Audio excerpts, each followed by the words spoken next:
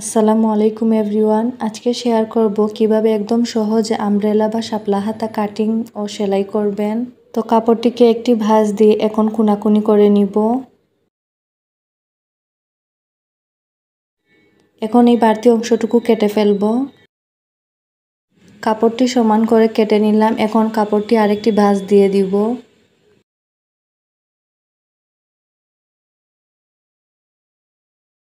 ফিতাটি এখানে রেখে আমি লম্বার মাপ নিব। এখানে আমি 6.5 ইঞ্চি নিব। ফিতাটিকে এখানে ধরে রেখে 6.5 ইঞ্চিতে এইভাবে রাউন্ড করে দাগ দিয়ে দিব।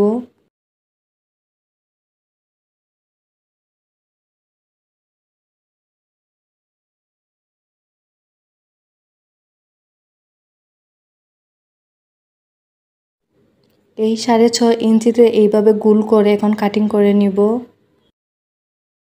তো দেখুন কাপড়টি কেটে নিয়েছি। এখন একটি ভাঁজ খুলে দিব। ফিতাটি এখানে রেখে একদম মিডিলে দাগ দিয়ে দিব। তো আমি 6.5 ইঞ্চিতে দাগ দিব।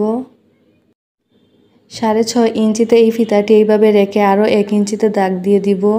এখন 6.5 ইঞ্চি নেওয়ার পর যেই 1 ইঞ্চি নিয়েছি 1 ইঞ্চি থেকে এই সাইডে 6.5 ইঞ্চিতে দাগ দিয়ে দিব।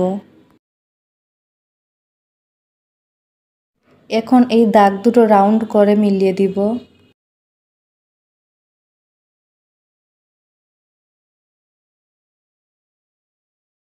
আপনাদের বাচ্চার হাতের মাপ নিতে অসুবিধা হলে এইভাবে জামার হাতের মাপ নিয়ে মিলিয়ে নেবেন যে ঠিক আছে কিনা। এখন আমি এই দাগ অনুযায়ী কাপড়টি কাটিং করে নিব। কাপড়টির একদম মিডিলে একটি চিহ্ন দিয়ে দিব। সেলাইয়ের সুবিধার জন্য আমি এই সাইডটি কেটে নিয়েছি। তো দেখুন একদম সহজে আমব্রেলা হাতা কাটিং করে ফেলেছি। এখন সেলাই করে নিব। হাতাটি সেলাই করার পর ঠিক এরকম কুচি হবে। তো প্রথমে কাপড়টিকে উল্টো সাইডে রেখে এইভাবে একটি ভাঁজ দিয়ে পুরো সাইড সেলাই করে নিতে হবে। এইভাবে চিকন করে ভাঁজ দিয়ে পুরো সাইড সেলাই করে নেবেন। যারা এখন আমার চ্যানেলটি সাবস্ক্রাইব করেননি অবশ্যই সাবস্ক্রাইব করে নেবেন।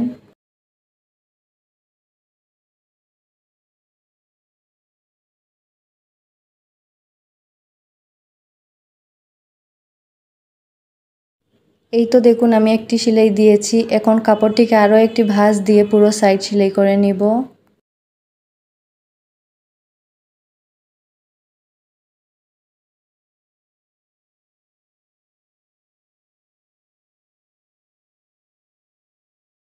তো দেখুন হাতার সাইড সেলাই করা শেষ। এখন জামার সাথে হাতাটি জয়েন করব।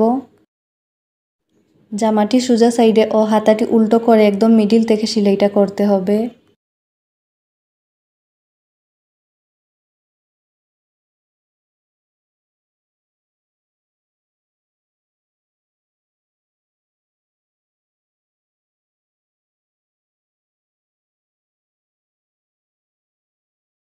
এই তো দেখুন একটি সাইডে সেলাই দিয়েছি। এখন কাপড়টিকে ঘুরিয়ে আরেকটি সেলাই দিব।